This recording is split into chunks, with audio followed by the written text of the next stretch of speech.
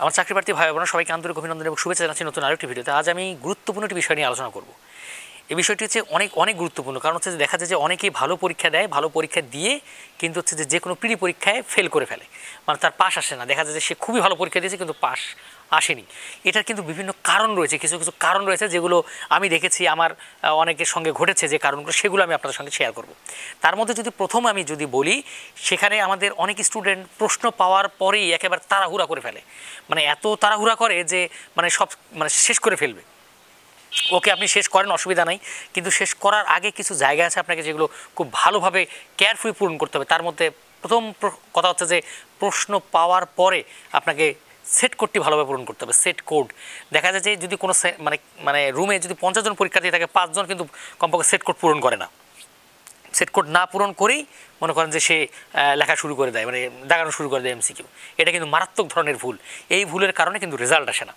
তারপর আরেকটি ভুল রয়েছে যে রেজিস্ট্রেশন নাম্বারটা কিন্তু ভালোভাবে পূরণ করে। রেজিস্ট্রেশন নাম্বার কিংবা হচ্ছে বিসিএসের ক্ষেত্রে যেমন রেজিস্ট্রেশন নাম্বার, অন্যান্য চাকরির ক্ষেত্রে যেমন রোল নাম্বারগুলো, এই জায়গাটি কিন্তু ভালোভাবে পূরণ করে না। এই জায়গা ভালোভাবে পূরণ না করার কারণে কিন্তু অনেকের ফেল আসে।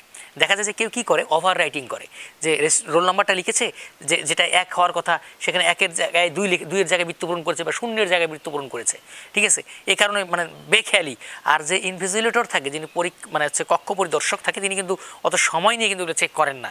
এটা কিন্তু আপনার দায়িত্ব, আপনি নিজে খুব সুন্দর করে চেক করবেন। ঠিক আছে, যদি আপনার কোনো ভুল হয় সেটা বিনয়ের সহিত আপনি বলে চেঞ্জ করে নিতে পারেন। ঠিক আছে, যদি সম্ভব হয় নিতে পারেন। আর না হলে কিন্তু আপনাকে খুব সুন্দর করেই একটু মাথা খাটিয়ে খুব আস্তে ধীর স্থিরভাবে ওই রোল নাম্বারগুলো সব কিছু চেক করে ভালোভাবে পূরণ করতে হবে। তাছাড়া কিন্তু আপনি কিন্তু বিড়ম্বনায় পড়ে যাবেন যে আপনার পরীক্ষা ভালো দিয়েও কিন্তু আপনার রোল কিন্তু আসবে না। তারপর আরেকটি বিষয় সেটা হচ্ছে যে আমাদের হচ্ছে যে সিগনেচার করা হয়, যে আমাদের যে হাজিরা খাতা একটা রয়েছে, হাজিরা খাতা যখন দেওয়া হয় অনেকেই সিগনেচার করে না কিন্তু ভুলে। ঠিক আছে, অনেকেই ভুলে সিগনেচার করে না, অনেকেই পাস করে দেয় কিংবা তার কাছে আসে না। এইটার কারণেও কিন্তু অনেকের রেজাল্ট ফলাফল কিন্তু নাও আসতে পারে। ঠিক আছে, তবে আমি গুরুত্বপূর্ণ যেটা বললাম যে অনেকেই রোল নাম্বার লেখে না। আবার রোল নাম্বার যদিও লেখে, সেখানে কাটাকাটি করে, ঘষা মজা করে, কিংবা হচ্ছে যে ওভার রাইটিং করে, সেটা কিন্তু আপনি ভুল হিসেবেই গণ্য হবে। তারপরে অনেকেই আবার কী করে, অনেকেই আবার হচ্ছে যে সেট কোড পূরণ করেন না। আবার সেট কোড না পূরণ করে আবার কেউ পরীক্ষার্থী পেয়েছে কি বি সেট, সে আবার দাগিয়ে আসে এ সেট। ঠিক আছে, এটা অনেকের হয়েছে। অনেকের দেখবেন যে প্রতিদিন পরীক্ষা যদি দেন, পরীক্ষা দেওয়ার পরে কিন্তু এইরকম কমেন্ট বিভিন্ন গ্রুপে আপনারা পাবেন যে আমি তো এটা করিনি, উপরে এ লিখিনি সেটের উপরে, এখন আমার কী হবে, আমি কি পাস করতে পারবো কি পারবো না, একটু দয়া করে জানাবেন।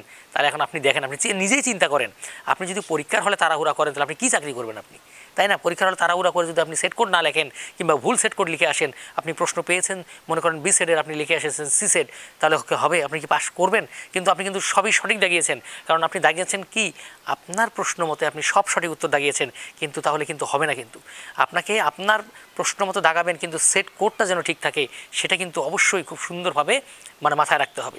অনেকে আবার কি আছে, যেখানে দেখবেন যে আবার সাইন করে না, আপনার যে ওএমআর শিট আসে, সেই ওএমআর শিটের জায়গাটা একটা সাইন করার ঘর থাকে, কিন্তু যে আপনার স্বাক্ষরের একটা ঘর থাকে, এই জায়গাতেও অনেকে সাইন করে না।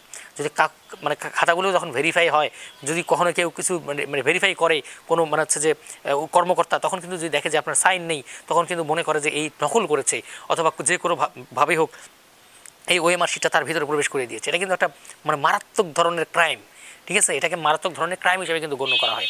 কাজেই আপনারা অবশ্যই যখন ফর্ম পূরণ করবেন, যখন পরীক্ষা দিবেন আর কি, পরীক্ষার ওএমআরগুলো যখন পূরণ করবেন, তখন অবশ্যই ভালো করে সেট কোডগুলো, আপনার রোল নাম্বারগুলো, তারপরে আপনার হাজিরা খাতায় সাইন করেছেন কি না, তারপরে আপনার ওএমআরে আপনি সাইন করেছেন কি না, সেটাকে খুব ভালোভাবে দেখবেন। আরেকটা গুরুত্বপূর্ণ বিষয়, যে অনেক প্রত্যবেক্ষক কিন্তু সাইন করতে চায় না, এটাও কিন্তু একটা মারাত্মক ভুল। ঠিক আছে, এটাও মারাত্মক একটা ভুল। আপনি সাইন না করলে আপনি স্যারকে ডেকে বলবেন, স্যার আমার খাতায় সাইন হয়নি, আপনি স্যার সব সাইন করে দেন। ঠিক আছে, এটাও কিন্তু মারাত্মক ধরনের ভুল। অবশ্যই এই জায়গাগুলো ভালোভাবে খেয়াল রাখবেন। তো আমার চাকরিপ্রার্থী ভাই বোনেরা, এই সব ভুলের কারণেই কিন্তু অনেকেই ভালো পরীক্ষা দিয়েও কিন্তু প্রিলিতে রেজাল্ট আসে না। কিন্তু কাজেই আপনারা এই জিনিসগুলোকে সতর্ক থাকবেন। আমি মনে করি যে অবশ্যই ভালো কিছু হোক, আপনাদের সবার চাকরি হোক, এটাই আমার চাওয়া। তো আমার চাকরিপ্রার্থী ভাই বোনেরা, এই ছিল আজকের মতো ভিডিও। যদি ভিডিওটি ভালো লেগে থাকে অবশ্যই আমার চ্যানেলটি সাবস্ক্রাইব করে লাইক শেয়ার কমেন্ট দিয়ে পাশেই থাকবেন। ধন্যবাদ আপনাদের সবাইকে।